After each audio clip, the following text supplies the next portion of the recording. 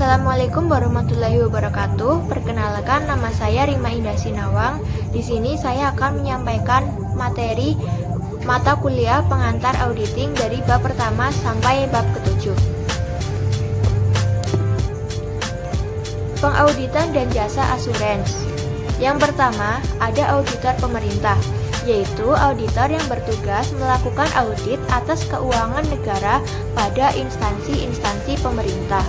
Yang kedua, terdapat auditor forensik, yang merupakan akuntansi forensik adalah suatu disiplin ilmu yang menggunakan keahlian auditing, akuntansi, dan investigasi untuk membantu penyelesaian sengketa keuangan dan pembuktian atas dugaan telah terjadinya tindakan atau kecurangan. Yang ketiga, auditor internal adalah auditor yang bekerja pada suatu manajemen perusahaan sehingga berstatus sebagai karyawan dari perusahaan tersebut. Yang keempat, auditor eksternal merupakan orang luar perusahaan atau pihak yang independen melakukan pemeriksaan untuk memberikan pendapat atau opini mengenai kewajaran laporan keuangan.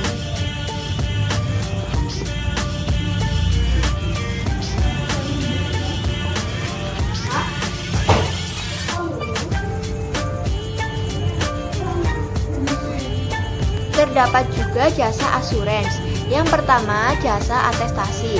Jenis jasa asuransi yang dilakukan KAP dengan menerbitkan suatu pernyataan tertulis yang menyatakan kesimpulan tentang keandalan suatu laporan, misalnya laporan keuangan yang dibuat oleh pihak lain. Yang kedua, jasa asuransi lainnya. Kebanyakan jasa asuransi lainnya yang diberikan oleh KAP bukanlah merupakan jasa atestasi. Yang ketiga, jasa bukan asuransi.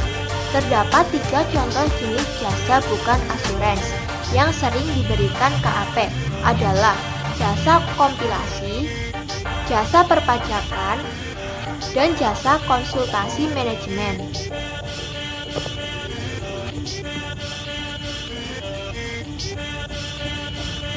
Definisi pengauditan merupakan suatu proses yang sistematis untuk memperoleh dan mengevaluasi secara objektif bukti yang berhubungan dengan asersi tentang tindakan-tindakan dan kejadian ekonomi.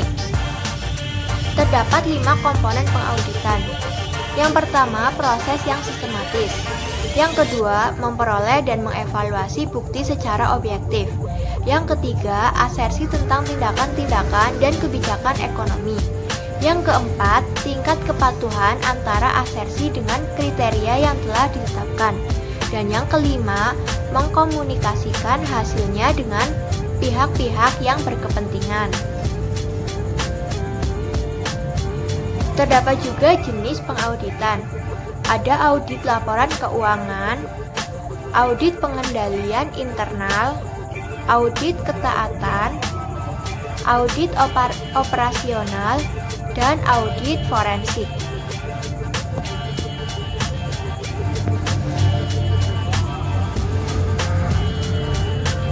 Penerimaan perikatan audit. Untuk mengevaluasi integritas manajemen, maka dilakukan: yang pertama, komunikasi dengan auditor pendahulu. Yang kedua, keterangan kepada pihak ketiga. Yang ketiga, melakukan review terhadap pengalaman auditor di masa lalu dalam berhubungan dengan klien yang bersangkutan. Untuk mengidentifikasi kondisi khusus dan risiko luar biasa, maka perlu dilakukan yaitu mengidentifikasi pemakai laporan keuangan, seperti perusahaan publik atau privat, pihak ketiga yang memakai laporan, dan yang kedua, mendapatkan informasi tentang stabilitas keuangan dan legal calon klien di masa depan. Untuk mengevaluasi kemungkinan dapat atau tidaknya laporan keuangan calon klien yang akan diaudit.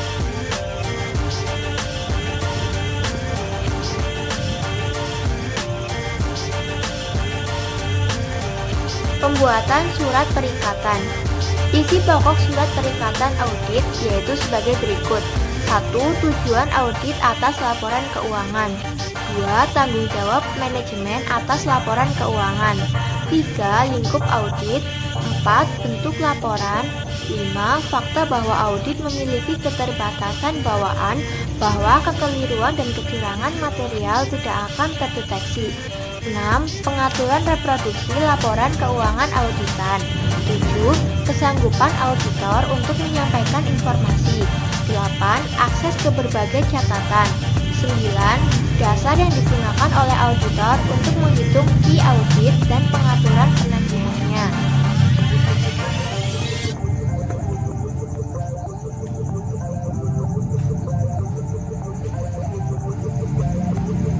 Standar auditing.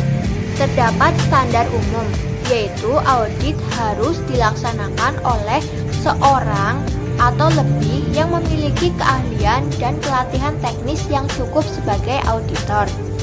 Yang kedua, independensi dalam sikap mental harus dipertahankan oleh auditor. Yang ketiga, auditor wajib menggunakan kemahiran profesionalnya dengan cermat dan seksama. Terdapat juga standar pekerjaan lapangan yang mengharuskan pekerjaan harus direncanakan sebaik-baiknya, pemahaman memadai atas pengendalian intern, bukti audit kompeten yang cukup. Ada juga standar pelaporan, yaitu harus sesuai dengan standar akuntansi keuangan Indonesia, menyatakan ketidakkonsistenan penerapan prinsip akuntansi. Pengungkapan informatif dalam laporan keuangan harus dipandang memadai, memuat pernyataan pendapatan mengenai laporan keuangan.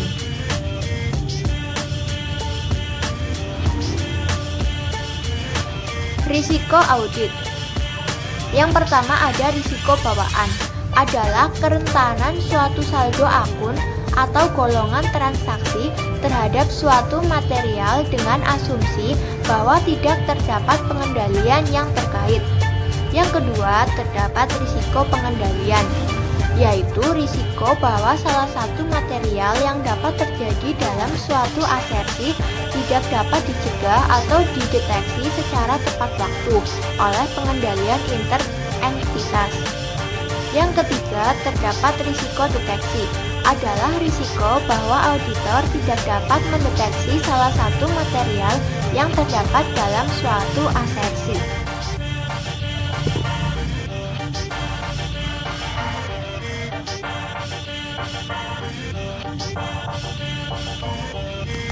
Materi audit plan, audit program, audit prosedur, audit teknik, resiko audit, dan material. Agar dapat membuat perencanaan audit dengan sebaik-baiknya, auditor harus memahami bisnis klien dengan sebaik-baiknya, termasuk sifat dan jenis usaha klien, struktur organisasinya, struktur permodalan, metode produksi, pemasaran, dan distribusi. Isi dari audit plan antara lain hal-hal mengenai klien, bidang usaha klien, alamat, telepon, fax, email, dan lain-lain, status hukum perusahaan, nama pemilik, permodalan, accounting polis neraca, dan L atau R komparatif, client konteks, accounting, auditing, tax problem. Kedua, hal-hal yang mempengaruhi klien bisa didapat di majalah-majalah ekonomi atau surat kabar, antara lain Business News, Ekonomi, Keuangan Indonesia. Rencana kerja auditor, yaitu staffing, waktu pemeriksaan, jenis jasa yang diberikan, time schedule, dan bantuan tambahan.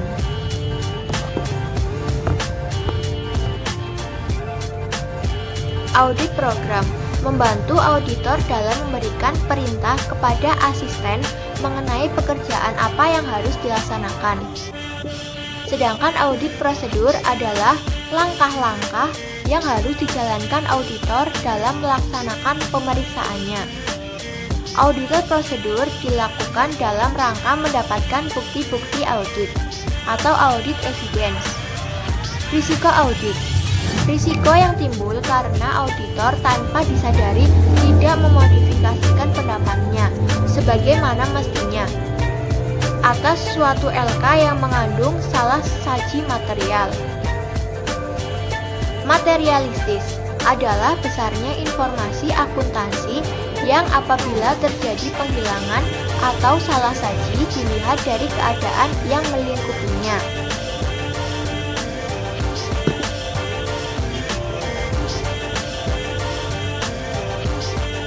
Materi selanjutnya yaitu bukti audit dan prosedur audit. Bukti audit adalah segala informasi yang mendukung angka-angka atau informasi lain yang disajikan dalam laporan keuangan yang dapat digunakan oleh auditor sebagai dasar yang layak untuk menyatakan pendapatnya. Cukup atau tidaknya bukti audit mempertimbangkan 1. Materialitas dan risiko, 2. Faktor ekonomi, 3. Ukuran dan karakteristik populasi. Prosedur audit adalah instruksi rinci untuk mengumpulkan tipe bukti audit tertentu yang harus diperoleh pada saat tertentu dalam audit. Prosedur audit yang biasa dilakukan auditor antara lain ada inspeksi, pengamatan atau observation, permintaan keterangan atau inquiry, konfirmasi, penelusuran, pemeriksaan bukti pendukung, penghitungan atau counting, scanning, pelaksanaan ulang atau reperforming, teknik audit berbantuan komputer.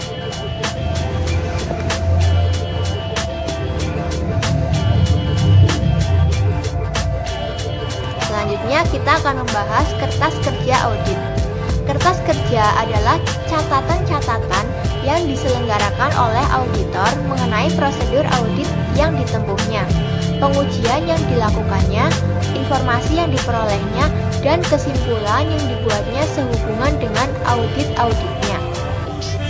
Kertas kerja dapat berasal dari klien, hasil analisis, pihak ketiga yang independen. Auditor biasanya menyelenggarakan 2 macam arsip kertas kerja untuk setiap kliennya. Ada arsip audit tahunan untuk setiap audit yang telah selesai dilakukan yang disebut arsip kini atau current file. Contoh kertas kerja. Arsip permanen atau permanent file, yaitu untuk data yang secara relatif tidak mengalami perubahan. Contoh anggaran dasar dan pedoman akun.